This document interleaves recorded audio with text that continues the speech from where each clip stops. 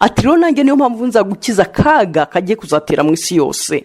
Rero umuntu umeze gutyo wumva ijwi ry'umwami Yesu akamukurikira, uwo nguwo ni ukuri nta gisibya, Yesu azaza kumukiza akaga kazaba kagiye gutera mu isi yose, ibihano azaba agiye kohereza abari mu isi, akaga kazaba kagiye kubagaho, hari ibyo Bibiliya yita imibabaro ikomeye y'iminsi y'imperuka, ni ukuri azaza amukize. Niyo mpamvu azaza akajogora iryo torero rye, akaritwara akarikura mu isi y'abanyabyaha, mu mubare w'abarimbuka, ntibasubire kuba muri iyo si, kuko isi izaba igiye kubona ibihano bikomeye cyane.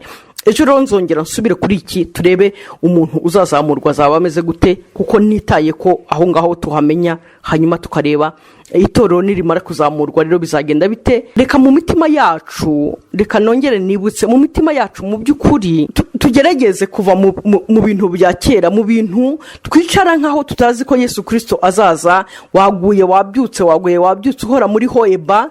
Mu by'ukuri niba hariho abandi bantu bahagaze muri kiriya cyanditswe, icyo Paul avuga ngo ntabwo murageraho muvusha amaraso mu ntambara murwanya ibyaha, bo bakaba barageze aho bavusha amaraso mu ntambara barwanya ibyaha pe bagapfa. None twebwe mu by'ukuri nta nurakugeraho gusaba kuvusha amaraso, ni ukwigomwa gusa cyonyine, ni ukumenya kubwira kamere yawe ngo ceceka, ukabwira ubushake bw'Imana, ijambo ry'Imana ngo karibu aba ari wowe ukora muri jyewe. Ndabashimiye mu izina ry'umwami wacu Yesu Kristo, kandi nanone nezerewe nuko tubanye muri iki kiganiro kivuga ku butumwa bwiza, tukaba tugeze aho tureba uburyo umwami Yesu Kristo azagaruka nk'uko byahanuwe. Rero reka tutangire dusenga.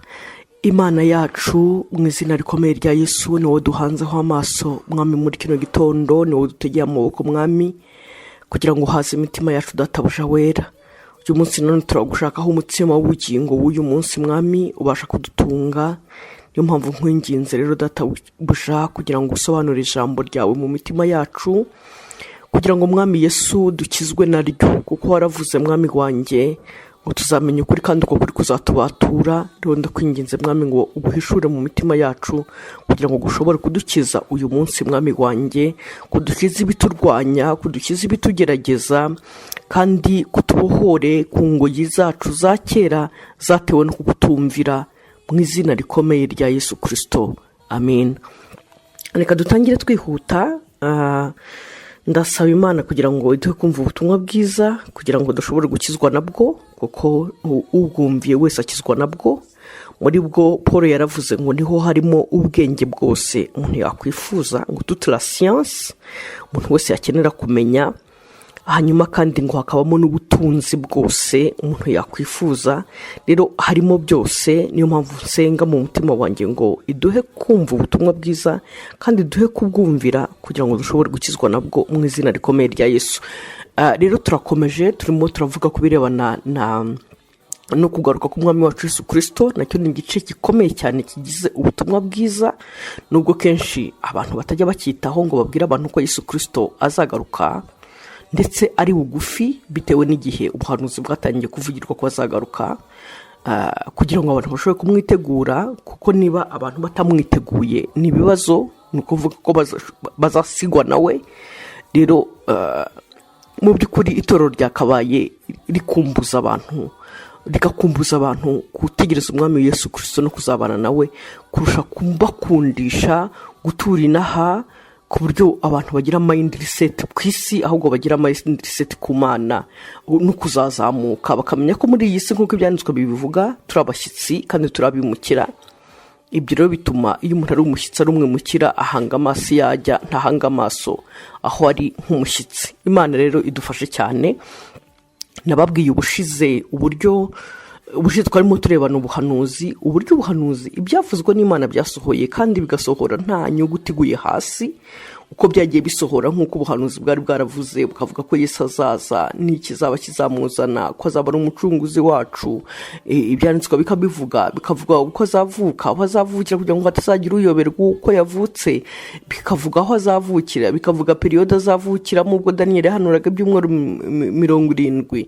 Hanyuma bakavuga azavukira mu wuhe muryango, azakora ibimeze bite, ku buryo wabaga yarakurikiye ibyanditswe mu by'ukuri ntabwo yigeze agorwa no kwizera Yesu. Ahubwo murabona nk'abigishwa ba Yohana baravuze ngo uwo Mose yavuze n'abahanuzi bakamuvuga twamubonye. Ni ukuvuga ngo bari barize Mose, ibitabo bya Mose, biga ibyo abahanuzi bahanuye, bamubonye bati niwe wa wundi kabisa, turamubonye. Ubwo rero urumva ababaga barize ntibyabagoye.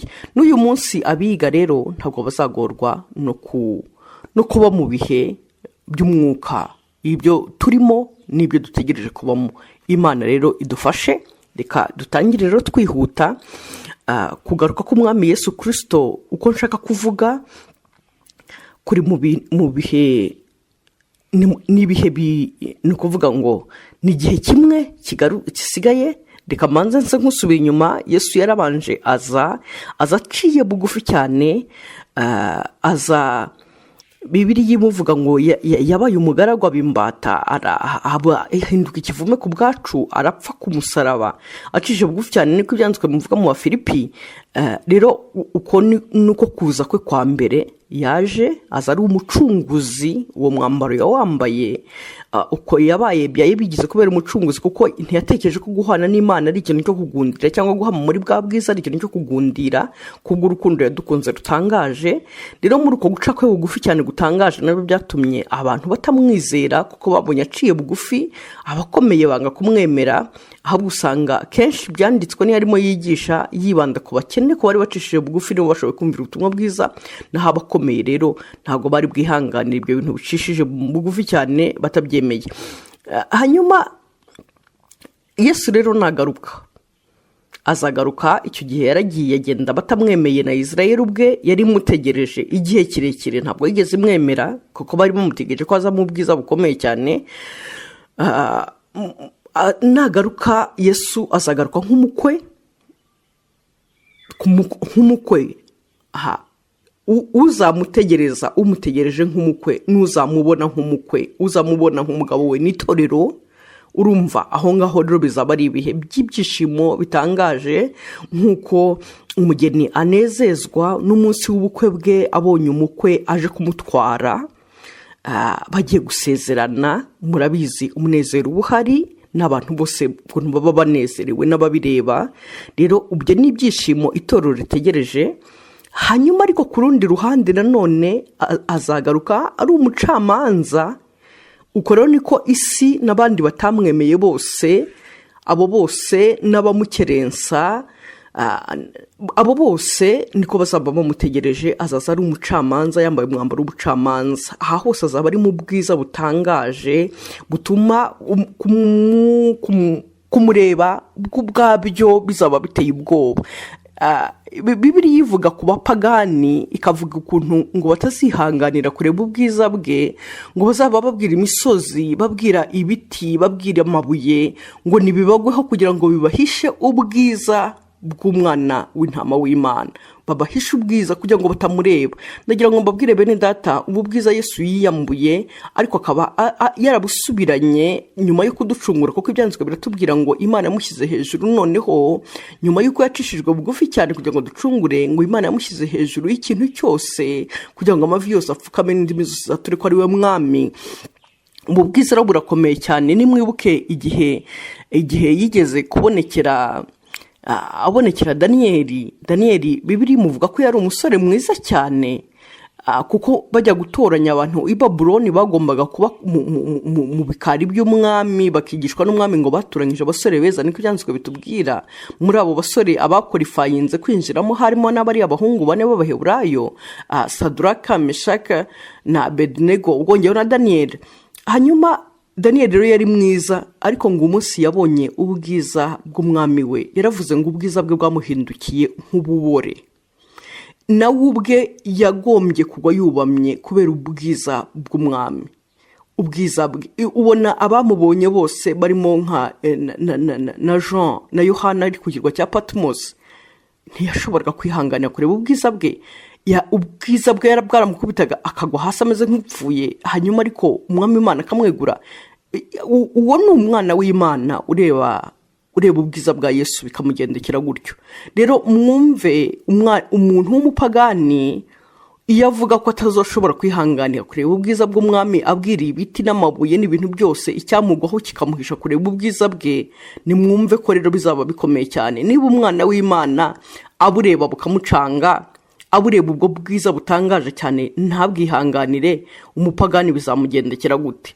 Igituma twe tuzashobora kureba mu maso he rero, tugashobora guhagarara kuri uwo munsi tukihangana kumureba, nuko ibyanditswe bivuga ngo twebweho ngo ahubwo ubwo azahishurwa, aho kugira ngo duhunge dutinye ubwiza bwe, ngo ahubwo tuzahinduka gushyigikira kugira ngo duse nawe, ubwo bwiza bwacu natwe tuzahinduka gusa nawe.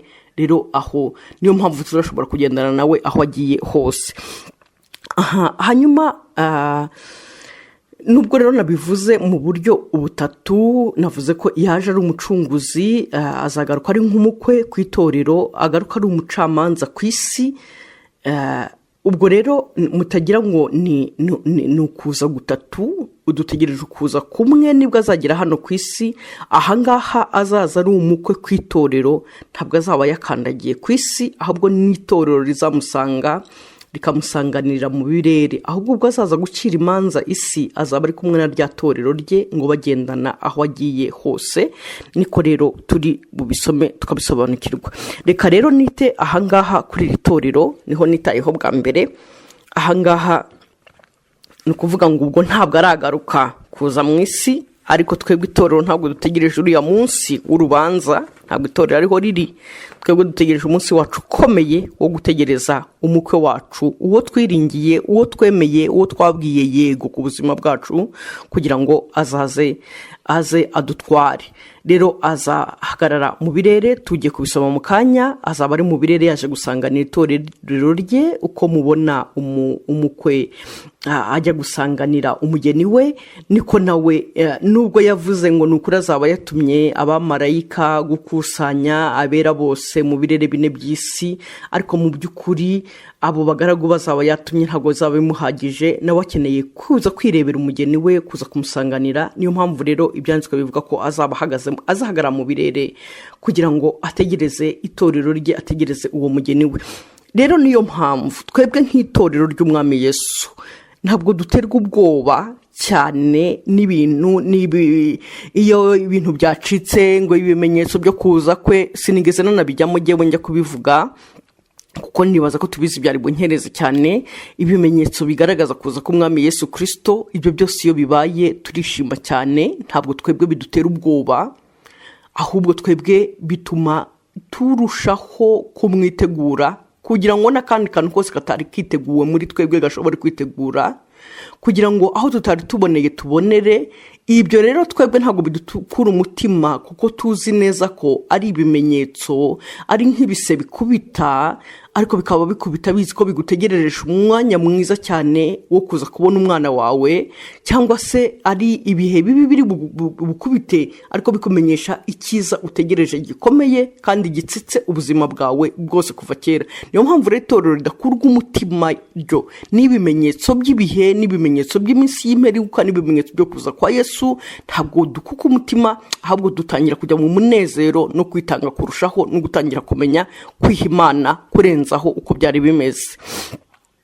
Hanyuma icyo ni kimwe. Ikindi cya kabiri, twebwe kuko twizera ubutumwa bwiza bwose uko Imana yabutubwirije, tuzi neza ko Yesu azaza agatwara itorero. Nabonye hari abantu benshi cyane uganiriza abantu ugasanga ntibabizi. Hari amadini amwe atajya abwira abantu kuzagaruka ko umwami Yesu, kandi ari amadini ari Christian religion, ari amadini ya gikirisitu.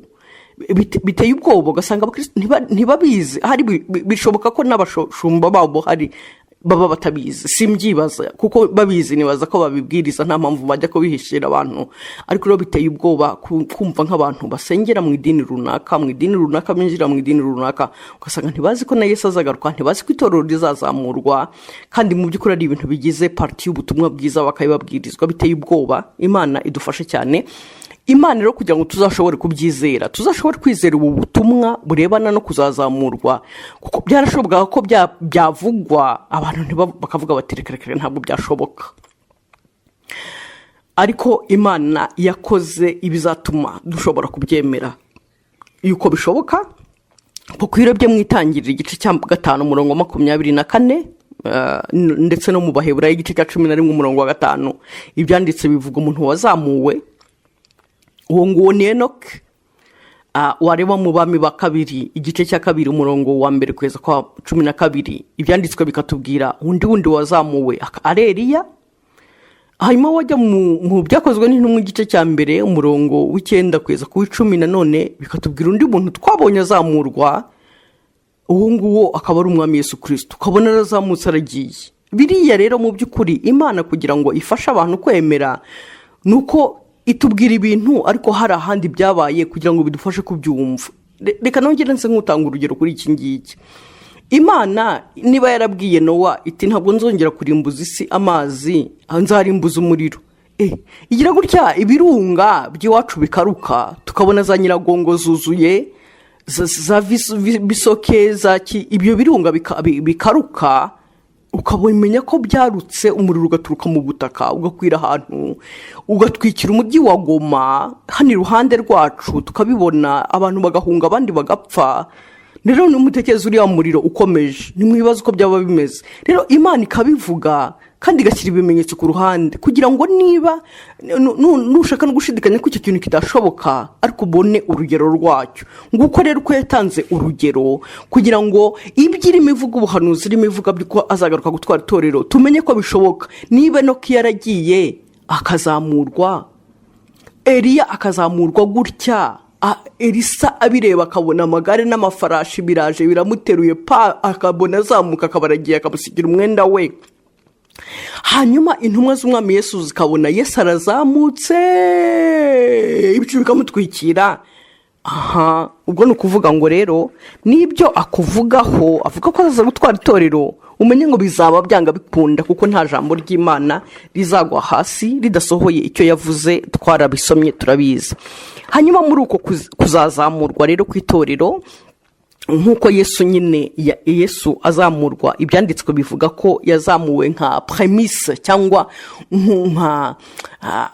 nk'umwima mbere, niko mu kinyarwanda babivuga, cyangwa nk'umusaruro wa mbere, nk'umuganura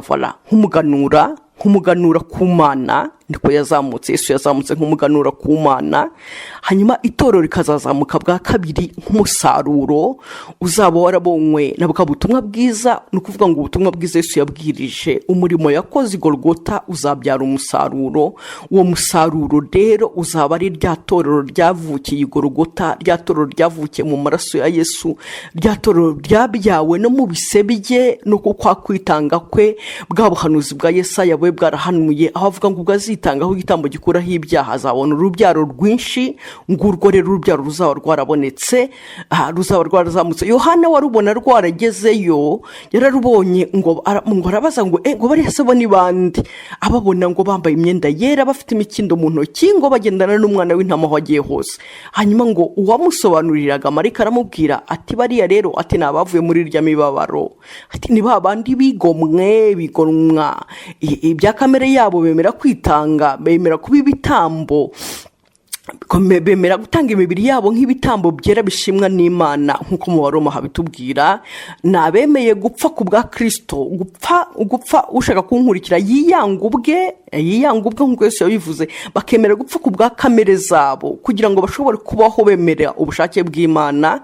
Abo rero ibyo ngibyo bibyara umubabaro. Hanyuma rero ngo ntibatinye no kurengera n'ubuzima bwabo kugeza no kugupfa naho barabyemeye. Aho Paul atubwira ngo ni ukuri ntabwo muragera mu ntambara aho murwanya ibyaha, ntimuragera aho murwanya ibyaha mu ntambara ngo mugeze no kugupfa aho muvusha amaraso, kuko aho ngaho naho intumwa zarahageze. Aho ngaho niyo point ya nyuma dukwiye kugira naho twavusha amaraso turwanya ibyaha, tuvusha amaraso turwanya ibyaha. Iyo ngiyo nayo ni kuri target y'Imana aho dukwiye kugera kugira ngo turwanye ibyaha.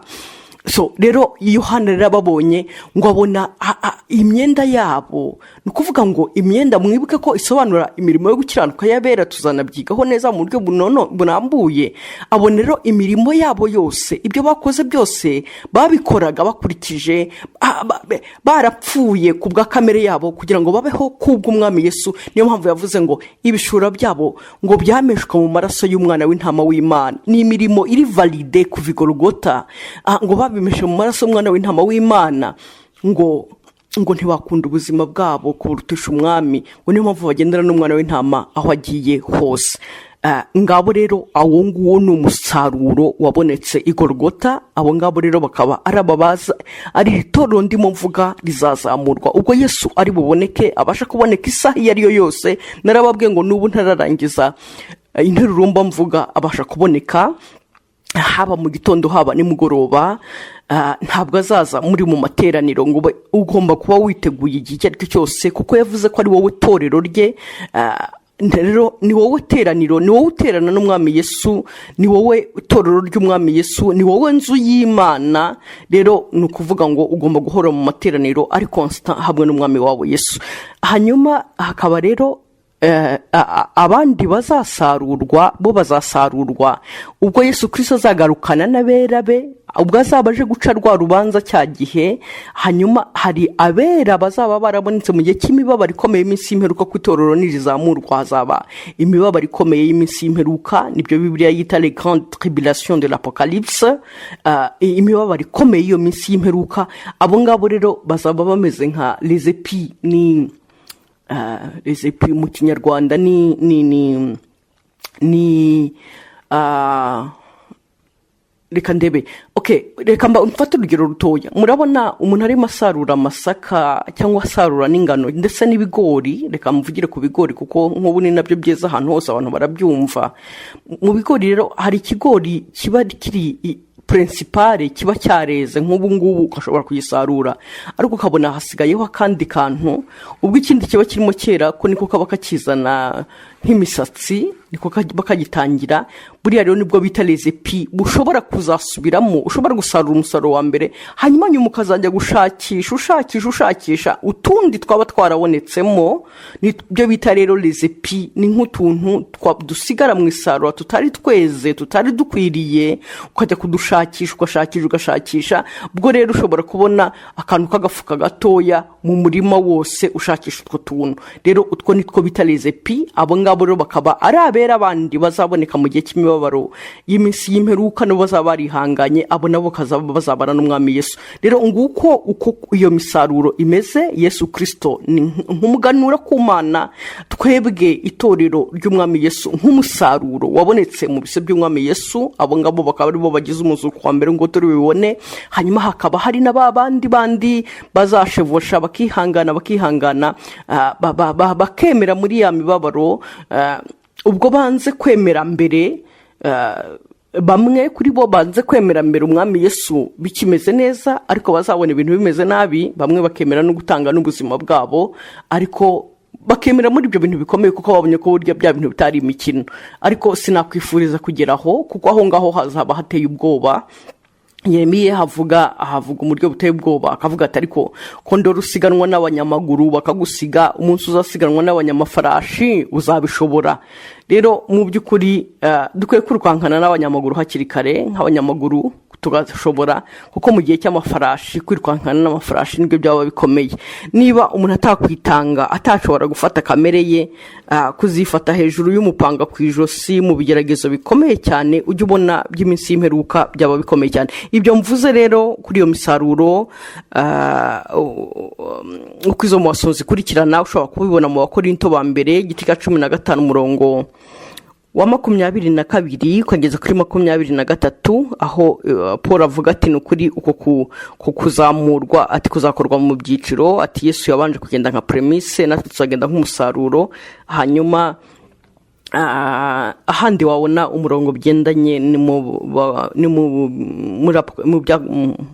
muri Apocalypse, mu byahishuwe cya 14 umurongo wa 14 kugeza kwa 16, aho ibyanditswe bivuga rero kuri ibyo by'imisaruro, uburyo yohereza marayika kwahura umuhoro we kugira ngo isi isarurwe. Reka rero dukomeze turebe muri uku kuzamurwa.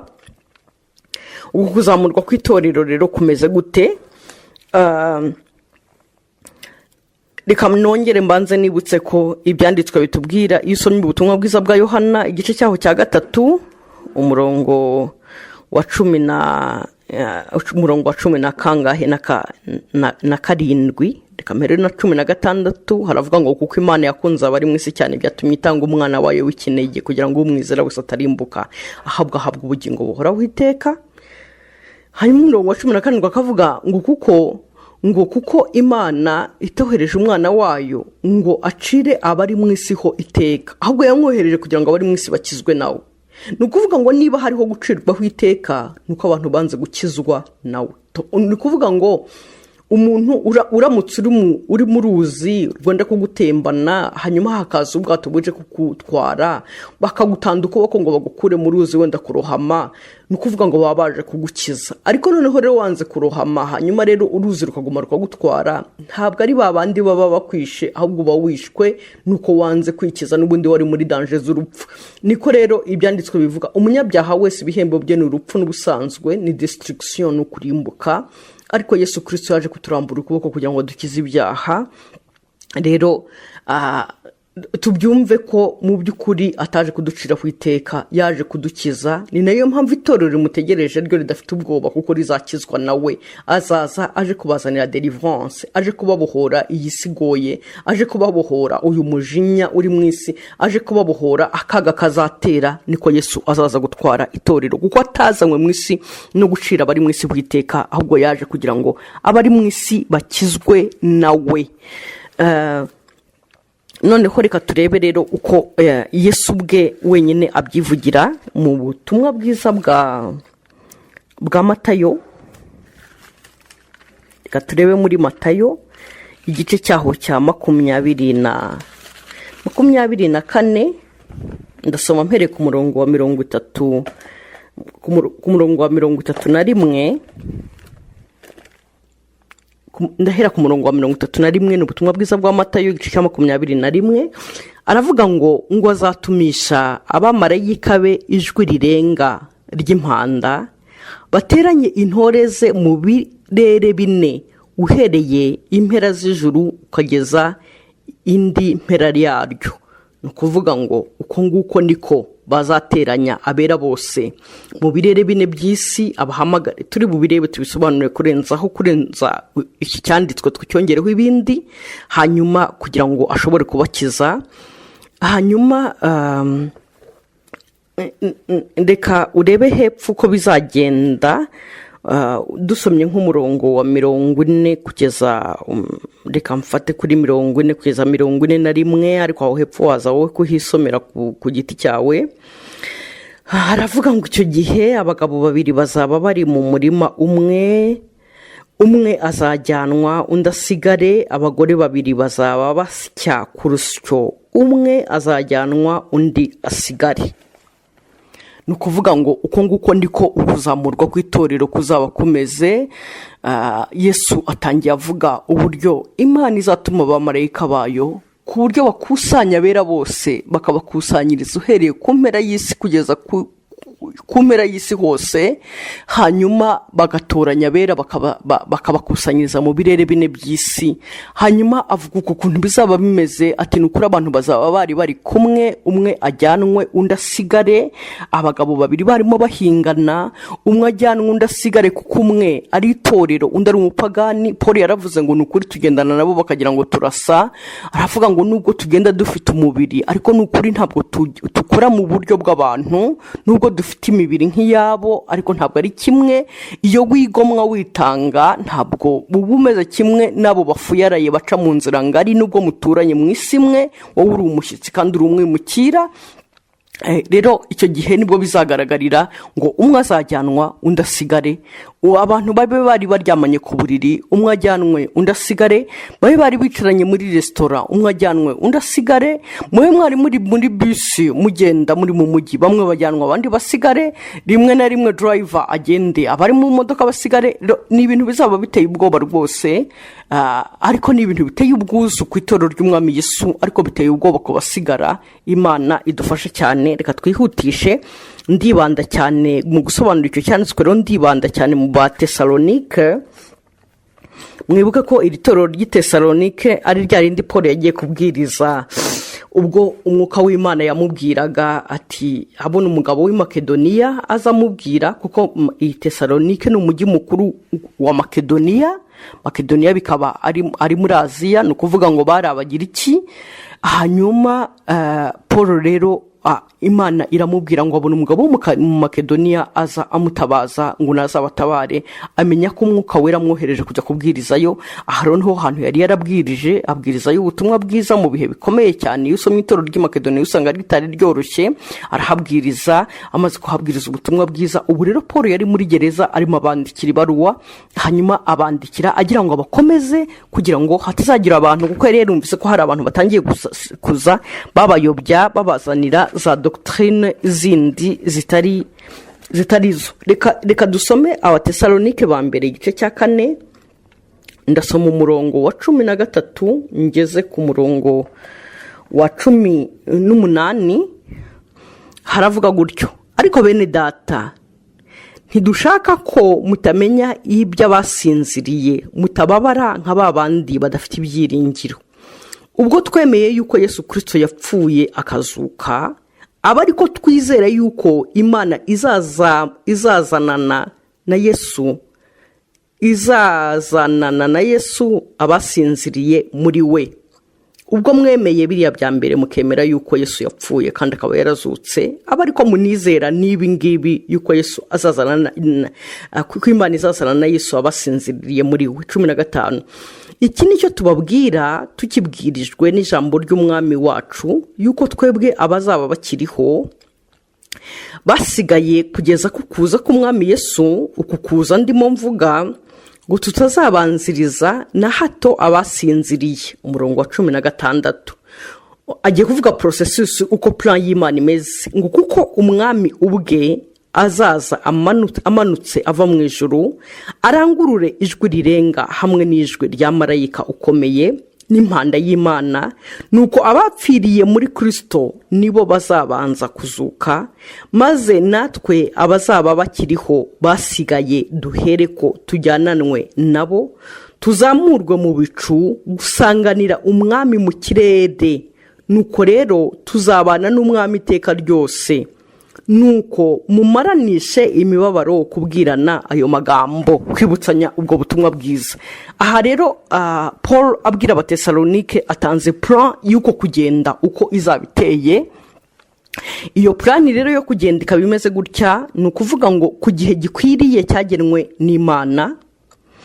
Imana ni ukuvuga ngo iyo ni point ya mbere ugomba kumenya, n'igihe gikwiriye cyagenwe n'Imana, kubera yuko abantu bajya bigerereza bagatangira kuvuga ngo ni umwaka uyu n'uyu, ni ku itariki iyi n'iyi, ariko nababwira ngo ibyo ngibyo byose baba bashaka kurangaza abantu, kubera yuko ibyanditswe biratubwira ngo nta muntu uzi umunsi, nta n'umuntu uzi igihe, ahubwo Yesu we icyo atubwira aravuga ngo ni ukuri, ngo muhore mukenyeye kuko mutazi umunsi n'igihe. yabivuga mu butumwa bwiza bwa Mariko igice cya 13 uhereye ku murongo wa 35 kugeza ku 36, aravuga ngo ndababwira ngo muhore mukenyeye ngo kuko mutazi umunsi n'igihe. Ngo yaba umuntu yamenyaga igihe umujura yinjira mu nzu ye yakaba yamutegereza, ngo nanjye rero mumenye ko nzaza nk'umujura.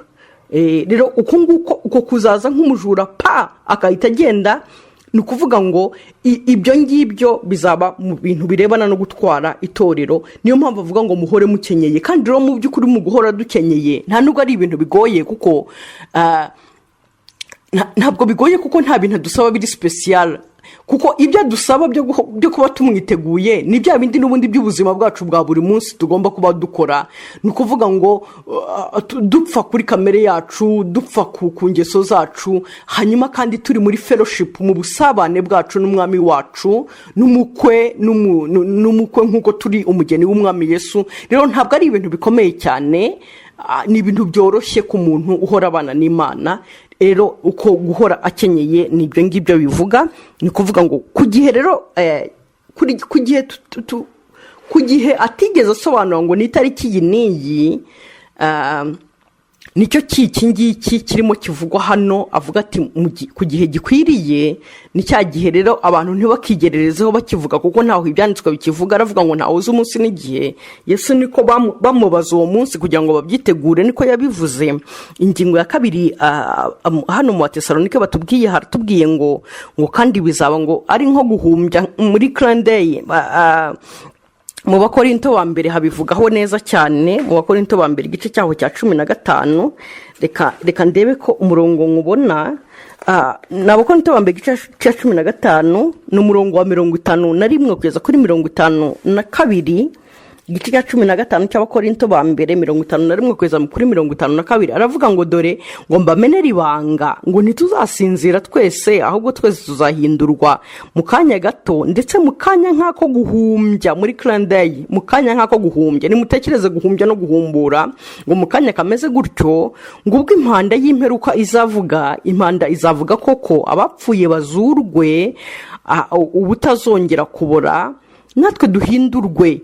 Kuko uyu mubiri ubora ukwiye kuzambikwa kutabora, kandi uyu mubiri upfa ukwiye kuzambikwa kudapfa.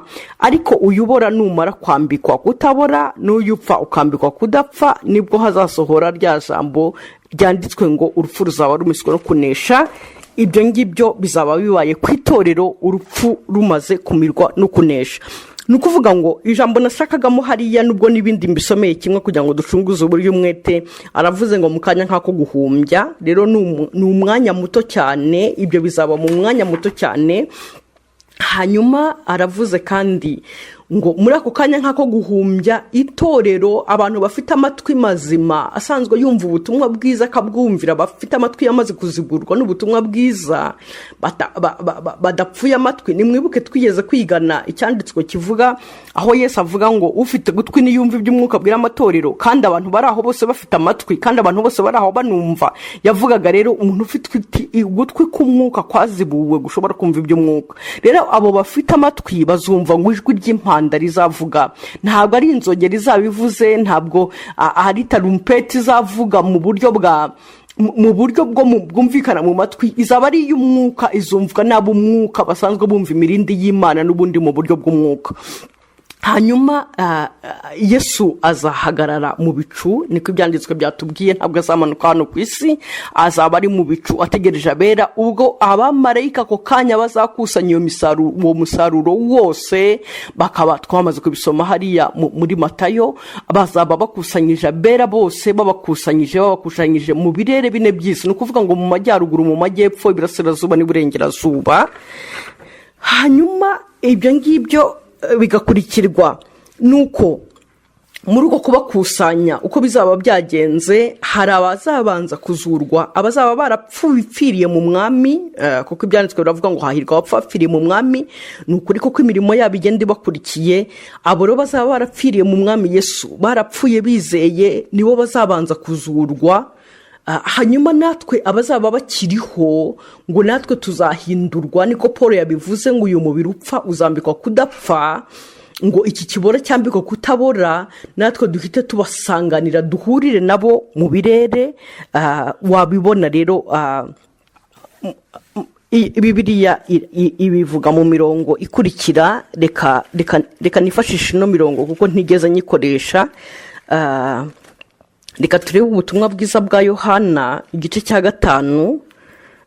Ubutumwa bwiza bwa Yohana igice cya 5 umurongo wa 28 kugeza ku wa 29. Wumva icyo ibyanditswe bihavuga. Ubutumwa bwiza bwa Yohana igice cya 5 nahageze. Reka turebe icyo Bibiliya ihavuga ni ubutumwa bwiza bwa Yohani igice cya 5 umurongo wa 28 tugeze ku murongo wa 29. Haravuga ngo ntimutangazwe n'ibyo yuko igihe kizaza ubwo abari mu bituro bose bazumva iyo mpanda abo ngabo ngo bazumva ijwi rye bakavamo abakoze ibyiza bakazukira ubugingo, naho abakoze ibibi bakazukira gucirwaho iteka. Ubu iki cyiciro cya kabiri abazazukira gucirwaho iteka tuzakibona mu cyiciro cya kabiri kuzagaruka k'umwami Yesu Kristo aje kubahana. Ni ukuvuga ngo genda garukira kuri no virgule ahangaha avuga ngo bakavamo bakazukira ubugingo, abo ngabo rero nibo bazaba bagize umuzuko wa mbere. Reka nkoresha n'undi murongo nanone uri mu byahishuwe igice cya 20 ibyahishuwe igice cya 20 umurongo waho ni uwa 6, naho ibyanditswe bivuga gutya. Reka dusome mu izina ry'umwami wacu Yesu. Aravuga ngo ufite umugabane wo kuzuka kwa mbere arahirwa kandi nuwera. Urupfu rwa kabiri ntirubasha kugira icyo rutwara abameze batyo, ahubwo bazaba batambyi b'Imana na Kristo kandi bazimana nayo imyaka 1000. Abo ngabo rero abazashobora kuzuka hariya tumaze kurema mu butumwa bwiza bwa Yohana havuze ngo bazumva ijwi, abapfuye bazumva ijwi, abari mu bituro bakumva ijwi bakazazukira ubugingo. Aba ngaba rero nibo Bibiliya yita uwo muzuko wa mbere. Hasabaho n'umuzuko wa kabiri w'ibyanditswe bivuze ngo nukuri abo ngo urupfu rwa kabiri ruzababasha, bari barapfuye bazongera bapfe n'ubundi urupfu rwa kabiri ruzababasha kuko batazukiye ubugingo. Ntabwo rero turi muri abo, Imana itugirire neza. Hanyuma nacyo ingingo ya 5 nayivuzeho aho Paul avuga ati iyi mibiri yacu rero twari dufite ipfa izambikwa kudapfa. Wabibonye mu Bakorinto ba mbere igice cya 15 umurongo wa 51 kugeza kwa 53. Hanyuma abera bazazuka, hanyuma duhuriye nabo mu birere, hanyuma abo bose iyo kipe yose izahurira n'umwami Yesu Kristo mu birere nk'uko byanditswe byatubwiye. Hanyuma wenda wakwibaza utese isi izashobora, isi izamenya yuko Yesu izabona abo bantu bazamurwa. Nakubwira ngo kubera akanya gatoya karimo mu by'ukuri basa nkaho batazabibona, kuko guhumbya no guhumbura bazasanga abantu bagiye. Kuko tubona Enoka agenda ntabwo isi yigeze ibyitegereza, isi y'abapagani ngo bimenye. Eliya agenda ntabwo abantu bigeze babimenya keretse umuhungu Elisa yari asigiye ministeri yari afite, nawe kubera faveri no kwinginga ko gukomeye no gukomeza umutsi gukomeye cyane niho watumye abibona, nawe abibona kubwo yarakeneye kubona umwitero wa Eliya. Hanyuma abandi bashoboye kubona kuzamuka k'umwami Yesu bari intumwa ze, nabo ni ukuvuga ngo nuko bari abakiranutsi, niko mpamvu bashoboye kubibona. Rero navuga ngo isi y'abapagani ntizabibona. Abakiranutsi nabo ntabwo bazareba kuzamurwa kw'itorero, kuko barirebye bagasigara, ubwo nabo baba basigaye, kuko nabo bazaba bari buzamurwe. Ni ukuvuga ngo ahubwo bizabakorekeraho nabo. Abapagani rero ntabwo uko kuzamurwa bazabibona rimaze kugenda, ariko kuvuga ngo bazasista bareba ntabwo ibyo ngibyo byo bizashoboka. Wanakwibaza ikindi kibazo utese kuki Yesu hari adakusanyiriza itorero rye mu isi akajya kuriteranyiriza mu birere akarizamura. Isi ntabwo ari domene y'umwami Yesu, kuko yaravuze ngo ntabwo itora ari iry'isi, ahubwo yadukuye mu isi, turi mu isi dukora akazi, kandi icyo gihe tuzaba turangije akazi.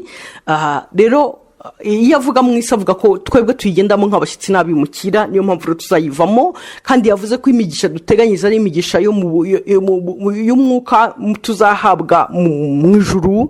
Rero niyo mpamvu itorero arizamukana mu birere, ntiribe riri hano. Iryo torero rizazamurwa. Nagira ngo mubyumve neza, mu by'ukuri itorero rizazamurwa n'abantu bariya bategereje umwami Yesu. Ejo nzongera mbisubireho cyane, turebe uko itorero rigomba kuba rimeze, iryizeye, irifite ibyiringiro byo kuzamuka. Tuzareba uko rizaba risa, irishobora kugira ibyo byiringiro byo kuzabona umwami Yesu uko rikwiye kuba ryitwara. Mvuzeho gato ku birebana n'uko rizashobora kumva impanda,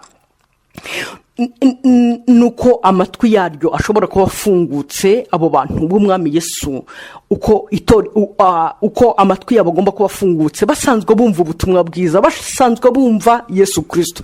Murabona muri iyo usomye mu butumwa bwiza bwa Yohana igice cya 10, Yesu aravuga, yivuga uburyo ari umwungeri w'intama, intama ze zimumenya. Aravuga ngo izanjye ziramenya, ngo ntabwo zishobora gukurikira uwundi muntu wose, ahubwo ni jyewe zikurikira, ngo zumva ijwi ryanjye kandi zikankurikira, ngo azijya imbere zikamukurikira ntizidakebakeba, ntizikurikira undi muntu uwo ari we wese kuko zitazi ijwi rye. Rero aho ngaho niho bitangirira kuba abantu bamenyereye kumva umwami Yesu, bumva kandi kumva umwami Yesu ngo zumva ijwi rye. Iri jwi rye nta rindi, ni ijwi ry'ubutumwa bwiza, ni ijwi ribwiriza, ni ijwi rivuga iby'imbabazi ze yakugiriye i Golgota kugira ngo wemere uzakire, wemere uve mu byaha, wemere ukuboko kwe arimo akuramburira kugira ngo agukize, gukure mu nyenga y'ibyaha, mu nyenga y'irimbukiro. Noneho ukemera gukizwa nawe, hanyuma ukemera kugendera mu buzima bwo kwera ubwo guteganyiriza, kubera yuko Imana ni yera. Yaravuze ngo kandi nabo yahamagaye bagomba kuba bera nk'uko nayo ari yera. Rero umuntu rero umeze gutyo, amatwi ye arafungutse koko, kuko ashobora kumva ijwi ry'umwami. Noneho si ukuryumva gusa, ahubwo ngo ahita amukurikira. Yesu amujya imbere, hanyuma ubundi akamukurikira Yesu Kristo aho agiye hose. Yesu akabera umwungeri ubuzima bwe. Uwo muntu rero umeze gutyo rwose yicare adashidikanya ko azabana n'umwami Yesu, nta gisibya. Yesu uwo nguwo niwe uzaba amugaruye, azagaruka aje gutwara abe. Nimwibuka uko yababwiye, yaravuze ngo ni ukuri, ngo mu nzu ya data hariyo amazu menshi, ngo iyo abadaharimo abibabwiye, ngo ariko ni ukuri nzagaruka kubatwara kugira ngo aho ndi namwe mubane nanjye. Iyo rero ni amasezerano Yesu Kristo yaduhaye, niyo mpamvu azagaruka gutwara itorero rye kugira ngo ribane nawe, kandi kugira ngo arikize imibabaro ikomeye igiye kuzaba mu isi, ariyo mibabaro y'iminsi y'imperuka. Tujya tubona iyo hagiye kuba nk'intambara mu gihugu runaka, ukabona ibihugu bikomeye cyane biyigize gutya, byohereje bakohereza indege zo gutwara abantu babo bari muri icyo gihugu kugira ngo batazagira ibibazo. Rero na Yesu Kristo niko azabigenza, niko azatwara itorero rye. Yabwira itorero rya Philadelphia, araribwira ngo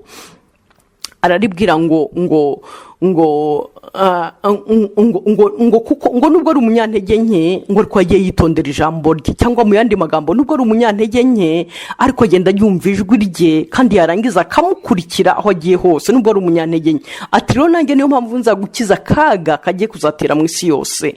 Rero umuntu umeze gutyo, wumva ijwi ry'umwami Yesu akamukurikira, uwo nguwo ni ukuri nta gisibya. Yesu azaza kumukiza akaga kazaba kagiye gutera mu isi yose, ibihano azaba agiye kohereza abari mu isi, akaga kazaba kagiye kubagaho, hari ibyo Bibiliya yita imibabaro ikomeye y'iminsi y'imperuka. Ni ukuri azaza amukize. Niyo mpamvu azaza akajogora iryo torero rye, akaritwara akarikura mu isi y'abanyabyaha, mu mubare w'abarimbuka, ntibasubire kuba muri iyo si, kuko isi izaba igiye kubona ibihano bikomeye cyane.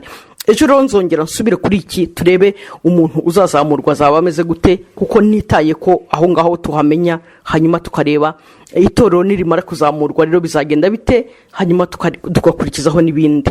Umwami Yesu Kristo rero abagirire neza. Turarangije ku bwa none, reka dutangire, reka mu mitima yacu, reka nongere nibutse mu mitima yacu, mu by'ukuri tugerageze kuva mu bintu bya kera, mu bintu twicara nkaho tutazi ko Yesu Kristo azaza. Waguye wabyutse, uhora muri hoeba. Mu by'ukuri niba hariho abandi bantu bahagaze muri kiriya cyanditswe, icyo Paul avuga ngo ntabwo murageraho muvusha amaraso mu ntambara murwanya ibyaha, bo bakaba barageze aho bavusha amaraso mu ntambara barwanya ibyaha bagapfa. None twebwe mu by'ukuri nta nurakugeraho gusaba kuvusha amaraso, ni ukwigomwa gusa cyonyine. Ni ukumenya kubwira kamere yawe ngo ceceka, ukabwira ubushake bw'Imana, ijambo ry'Imana ngo karibu aba ari wowe ukora muri jyewe, ari byo Paul abwira itorero ry'Abaroma igice cya 12 uhereye ku murongo wa mbere yababwiye ngo mutange imibiri yanyu nk'ibitambo byera bizima bishimwa n'Imana, niko kwikorera kwanyu gukwiye, ngo hanyuma kandi muhindurwe bashya mu mitekerereze yanyu kugira ngo mumenye ubushake bw'Imana, mumenye icyo ikunda, mumenye ko aricyo cyo kubaho, aricyo cyo gukora. Rero twebwe icyo ngicyo nibwo bwitange Imana idusaba. Ntabwo turi ku bwitange bw'imbere y'inkota, bw'imbere y'imbunda, bw'imbere y'abadutwika, bw'imbere y'abaturisha intare, abaturisha imbwa ngo wenda ngo ube wavuga ko wagize ubwoba. Twebwe ndibaza yuko turi mu bihe bisa nk'ibitworoheye kurutaho, ariko n'ukuri nitwanga ibi bihe bitworoheye ntabwo Imana yo izabura. Tuzi ibihe bitegerejwe imbere byo bizaba bikomeye cyane, aho Bibiliya izavuga ngo n'ukuri hazabaho itotezwa ritigeze ribaho uhereye ku kuremwa kw'isi. Nakongera nkakubwira nti mu by'ukuri koresha neza ubuntu bw'Imana iguhaye uyu munsi, ubuhagararemo neza kugira ngo bushobore kugukiza, kugira ngo ushobore kuba mu mubare w'abakizwa, kuko Imana mu by'ukuri ntabwo itagize ngo tworohereze, itugirire neza kugira ngo dushobore gukira. Niwemere ukuboko kwayo, niwemere ukuboko k'Umwami Yesu Kristo akuramburira kugira ngo agukize, wemere kwakira ubuzima, wemere kubaho mu buzima kugira ngo aka kanya impanda yaramuka ivuze ushobore kuzamurwa. Wiyambura ikintu cyose kikuremerera kugira ngo ushobore kuzamurwa. Ntabwo mu by'ukuri umuntu ntawe uzashobora kuzamurwa afitiye imitwaro imutsikamiye, imitwaro y'ibyaha. Hariya Paul yarimo bivuga abwira itorero ry'Abaroma igice cya 12 aravuga ngo nuko rero ngubwo tufite igice cy'abahamya bangana batyo, bariya batubanjije bakaba baranesheje, abo Bibiliya ihamya nk'intwari zo kwizerwa, natwe ngo nitwiyambura ibituremerera kugira ngo dushobore kurangiza rose yacu, ngo twiyambura ibituremerera ngo n'icyaha cyose kibasha kutwizingiraho, ngo hanyuma duhanga amaso yacu kuri Kristo wenyine, we banze ryo kwizera kwacu, kandi akaba ari nawe uzagusohoza uko kwizera yatangiye muri twebwe. Rero reka tugerageze duhagarare mu byanditswe uko Imana itubwira kugira ngo dushobore kuba abantu bafite ibyiringiro, abantu batazakorwa n'isoni ubwo Umwami Yesu Kristo azaza, twe kuzaba mu basigara. Ubushize navugaga ku migani, iyi migani isobanura ukuntu itorero ko bizarigendekera. Nimwibuke, reka nkotinga uriya mugani umwe navuze muri Mateyo 25 aho Yesu Kristo avuga abakobwa b'abanyabwenge n'abakobwa b'abapfapfa, akavuga abakobwa b'abapfapfa uko byabagendekeye, aho avuga ukuntu abapfapfa baraho ngo nabo bafite amatabaza hanyuma ariko atagira amavuta. Ni ukuvuga ngo amatabaza, Bibiliya ivuga ngo agakiza niryo tabaza ry'ubuzima bwacu. Ni tabaza, ni umucyo tuba twakiriye mu buzima bwacu, ariko ugomba kuba maintenu. Umucyo ugomba kuba maintenu, uhamaho kuba ari umucyo kuko uguma guhabwa amavuta. Yenda kubivuga ku bantu b'iki gihe bacana za cash power biragoye. Ntabwo rero wahamana amashanyarazi utarodinga ngo ushyiremo amafaranga, ushyire muri cash power. Nkuko nanone utashobora gucana itara utaguma gushyiramo peteroli. Kuba ufite itara ntabwo bihagije, ahubwo bisaba ngo urivomerere, ni ukuvuga ngo ushyiremo amavuta. Kuba ufite imodoka ntibihagije, ugomba gushyiramo carburant. Kuba rero ufite warenstaye amatara mu nzu ntibihagije, ugomba kurodinga ugashyiramo cash power, ukagura umuriro. Uko nguko niko rero yavuze agakiza rero twakire kuba waratuye Umwami Yesu ndakwakiriye mu buzima bwanjye. Ntabwo ibyo bihagije, ahubwo ni ukuvuga ngo kuri uko kwizera Umwami Yesu ugomba kongeraho imirimo myiza ye yo gukiranuka. Ibyo ubuzima gusaba kubaho akaba ari bwo ubamo. Uko nguko rero niko kurodinga, ugumurodinga uko bukeye uko bwije kugira ngo itara ryawe rihore ryaka. Rero bo ntabwo barodingaga ngo bashyiremo amavuta, ntibashyiragamo cash power mu matabaza yabo. None rero umunsi wo kuza k'Umwami Yesu Kristo urageze, noneho barangije baba nta mavuta bafite, batangira amatara yabo atangira kuzimazima kuko nta mavuta arimo. Ni ukuvuga ngo imirimo yo gukiranuka yabera iyo kumvira ubutumwa bwiza bw'Umwami Yesu Kristo ntayo. Hanyuma rero barangije barasigara muza agahinda gakomeye bagize, batangira kwirukanka bajya mu bahanjuzi, bajya gushakisha, bagerageza gukiranuka ku munota wa nyuma, ariko mu by'ukuri umukwe aba yafunze. mwibuke ko bizakorwa kuzamurwa bizaba nko guhumbya no guhumbura.